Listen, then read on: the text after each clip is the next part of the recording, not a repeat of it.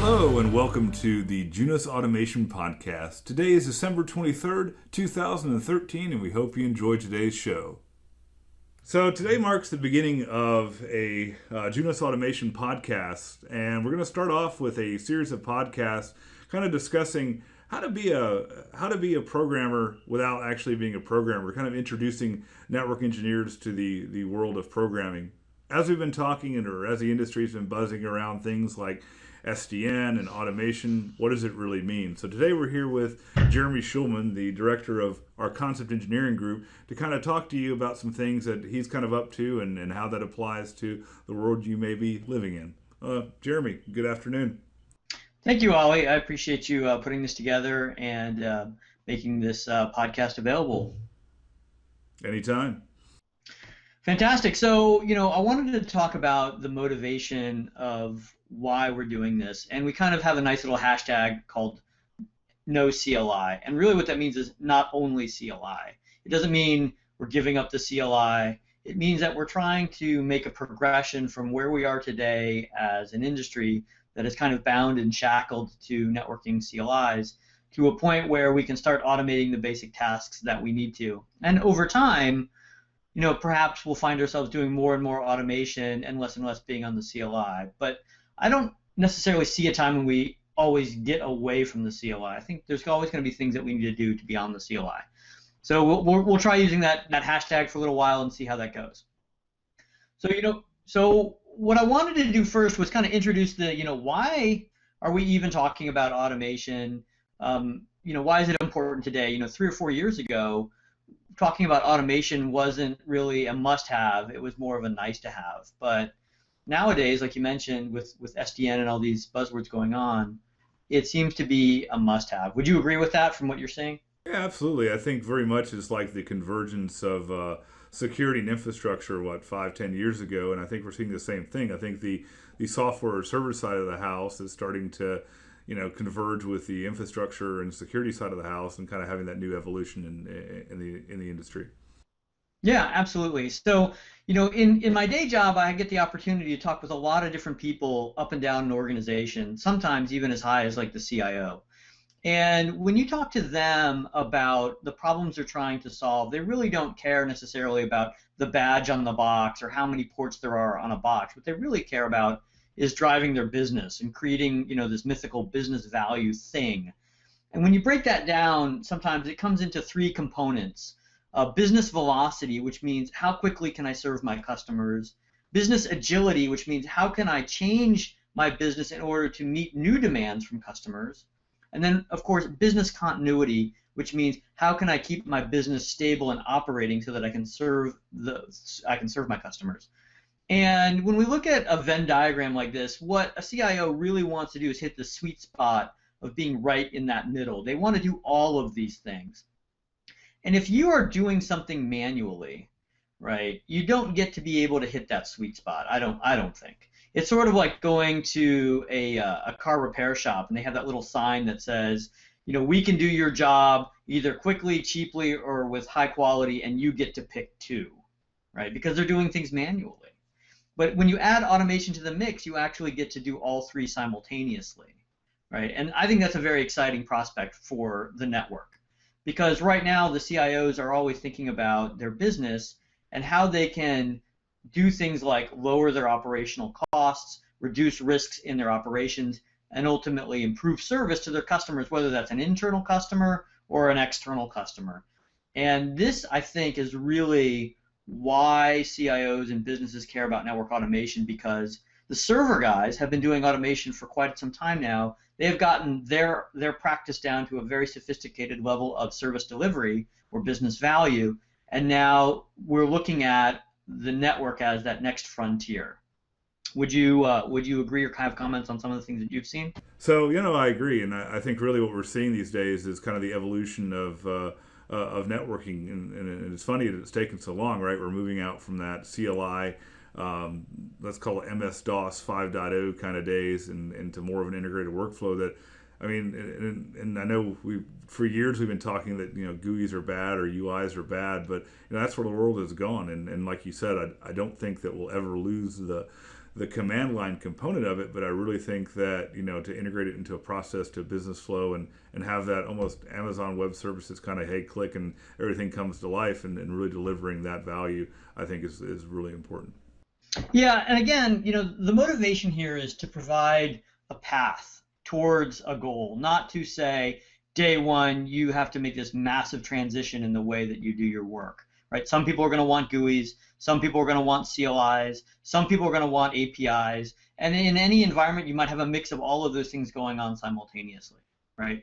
And really that's what we need to do. We need to have options that give our customers and the industry a way forward without creating this giant chasm that they need to cross day one. Well, the other piece of it too, and I mean, I'd like your opinion on this, right? I think that when a lot of folks hear this, is the standard network engineer going the way of the dodo bird, right? And I don't think that's the case. So what's your perspective? I absolutely don't think that's the case at all, and I also don't agree with people saying that network engineers have to become programmers as well. So we'll talk about that on an upcoming slide, but I absolutely agree that we need to give people a way forward and not require these massive changes day one. I mean, if we look back at the server guys and how they've transformed their business, they didn't do this overnight, right? They had things that drove their activities, right? Server virtualization and cloud was a real push for them to, scale and automate their business. And they've been doing this over many, many years. This didn't happen overnight. This happened well over 7 years. And it also happened as part of a very large open source community effort, right? There are many, many tools out there that have been developing over time. Some of them are famously known like Puppet and Chef. Some are new like Salt and Ansible. But these types of tools are popping up all the time. And it's this open source community that's really helping to fuel and drive the innovation in this particular space. And if we look back over time, we can see that the server guys a long time ago were doing things manually. They're standing up new servers, they're loading operating systems, they're setting up config files. And when you only had a few servers in your environment, that was okay. But as their systems grew larger and larger, they started doing ad hoc scripting to do installations, and they would do all these things kind of one-off. And I really think that that's where we as an industry in networking that's where we're kind of at right now, kind of before this pivot point. Now, the server guys, they went through a pivot where they started to look at the problem differently, and they were able to do this using very sophisticated automation tools like Puppet and Chef. And those tools allowed them to model their infrastructure as code or data and started to apply techniques that were traditionally found in software engineering practices and enabled them to scale up and scale out their businesses in very unique ways. And this was really a pivot, for them. And without doing this, they would kind of be still back and be in the where we are now. Once they've kind of moved through that pivot, they're now starting to build more sophisticated applications on top of those systems. So now we see IT organizations building tools on top of Puppet, on top of Chef, so that their users, even the sysadmins inside their shops, don't even see Puppet or Chef natively. They'll see perhaps a GUI or perhaps some more interesting high-level service definition that allows them to ultimately get to where they want to be, which is this intersection between the physical and virtual cloud and all this wonderful orchestration. It sounds like a long road, and I look forward to how do we get there. But I think from a network engineering standpoint, I think that I don't know how comfortable folks are with making that leap, and I think that we'll be able to get you there via this series. Yeah, I hope so. I mean, and again, what I'm not trying to say here is, we have to use these tools, Puppet and Chef, to move networking through this pivot. It's interesting though to look at these tools and see how they change the server world. Perhaps we use some of these tools in a creative way. Perhaps we enhance those tools over time. But the real pivot here was that the server guys started to look at the problem differently. They started to treat the problem differently. The other thing that was something that we should look at is that these guys, when they did their work, they didn't do it in isolation of one another. I said there's this big open source community and they keep contributing, but there's different types of people, these tribes of people. And as you kind of move up this stack of people, so to speak, they're building on the shoulders of giants, right? We've got the folks that are building these very sophisticated software tools like Puppet and Chef, and these are your classic hardcore programmers. That's all they do every day is write product, build product, ship product. And standing on top of their shoulders are what we would call the IT automation engineers, or sometimes called DevOps. And these are some very smart guys, kind of the MacGyver kind of guys that can bolt together APIs or these tools to produce a very sophisticated but directed approach for their enterprise. And so they're not writing it from scratch. And these DevOps guys, you could call them maybe quasi-programmers. Some of them might be programmers, some of them might not be programmers, but they just have a mind and an aptitude for doing it. And then what they would in turn do is produce widgets or a GUI page or some higher level function that allows admins or users who are not programmers at all to take advantage of this very sophisticated automation. And even at Juniper, we have this kind of three-tiered mechanism. Juniper IT in some parts uses Puppet or tools like Puppet and Chef, and we have a manager in charge of automation tools who produces our own infrastructure, and then our sysadmins, they simply use GUIs or check-in control files to create virtual pods of servers and infrastructure. So this is something that's very commonly seen in the server world, and maybe sometimes Mr. Blue and Mr. Green are the same guy in other places, but there is this tiering of capability and usage that, again, we look back in the networking guys and we say, do we have this, or how do we get there, right? Does that make sense? Oh, it makes total sense. And I really think if you equate that back to the networking folks that are out there, right, I think we've been doing, at the very basic level, you have a template that you utilize and you do a find and replace and you do that, and then you evolve to, automating that via Perl or whatever, and then kind of evolving that. I think this is the next level of that. Yeah, I tend to agree with that. And what the networking industry, I think, is lacking are some of these IT framework companies that make vendor agnostic tools that serve the use cases that networking has, right? Because there's some similarities or use cases between the existing server tool chains like Puppet and Chef, and then there are just some use cases that are very, very different from the tools that exist today. And then we look at the next level up, Mr. Blue here. The networking guys, because they don't have those tools, well, then they don't have these automation engineers to take advantage of those tools. Now, what I'm starting to see in some of the really large enterprises is they're taking actual software programmers and they're putting them together with network engineers into a team, and they're basically building their own tools from scratch for themselves. Again, that's a good stepping stone, but it really doesn't leverage the open source community in a way that allows other people to share in that benefit and as a community grow forward. So part of what I want to do, or what I'd like to try to see our industry do, is move in the same direction that we've got or that we see in the server world. Well, which ultimately will speed up the development and delivery of these processes, which ultimately benefits all that are involved, correct? That's right. So the question becomes, when should the networking industry start, looking after this problem and start moving forward? We've already started the conversation around things like SDN and network function virtualization. So we've already had these conversations, and we know that it's time for the networking industry to level up and find a way to this sweet spot that we keep talking about.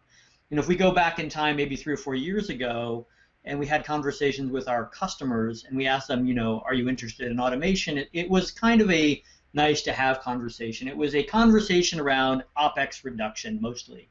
And things have changed. Now it is not a conversation about OpEx reduction. It's really a conversation about driving the business and business value.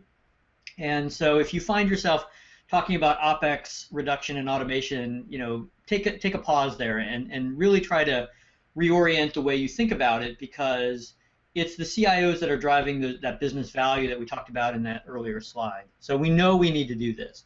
The real challenge is finding a way, in the how. The other thing that we find is that right now people are talking about network automation in the context of configuration. It's all about configuration management. And that's largely perhaps driven by the fact that the server guys do have these very sophisticated config management tools like Puppet and Chef. But the reality is, if you talk to the server guys, they will tell you that their automation toolbox is quite large, right? And they have visualization tools, they have reporting tools, they have troubleshooting tools, And the networking, industry has the same set of challenges. We need to look at the automation problem not only through the lens of configuration and deployment, but through the whole life cycle of using the network, right? And I think that we have a lot of really great opportunity to lend ourselves, in that way. So if we look at the mind of the network engineer, if we take a step out of the office of the CIO and back into the network engineer, and you say, Mr. Network Engineer, you got to do this automation stuff, right? And they'll say, yeah, but I'm not a programmer. I worry about the network. My job is a network engineer. I think about the network and complex planning of the network. How do we expand the network? How do we solve the business problems applied to the network? And they also spend a lot of their time troubleshooting the network. So they're almost like, help desk for the network. When something goes wrong, these guys are kind of pulled away to firefight the network. They recognize that they need automation tools to do their job, but again, they're not programmers. And it's really important to understand the mindset differences between a programmer and a network engineer, right? A programmer, his whole day is around writing code, right? He has an editor, he writes code, he debugs code, he tests code, and he kind of enters this kind of Zen mindset, if you will, of being a programmer. And it's very, very hard to write code and be a programmer if you're constantly being interrupted. And if you're a network engineer, your day is kind of always being interrupted. So asking a network engineer to be a programmer, aside from the technology of programming, there's kind of a mindset cultural difference that a lot of people might not be aware of if you've never been a programmer or you've never been a network engineer. But they know, the networking engineering guys, they know that they need to level up with automation in some way and help them get started on this path. So they say, we'd like to use Python because everybody seems to be using Python, and Python is becoming very prevalent in some standard tools like OpenStack. And they said, please give us a pathway forward. Don't ask us to be a programmer day one. Maybe in time we'll get some programming skills, but don't ask us to be a programmer day one, but give us a set of tools or toolbox to help us along the way. And I think that about wraps it up for today. Join us for episode 2, where we continue this conversation to discuss the what, how, and where. Thanks for listening.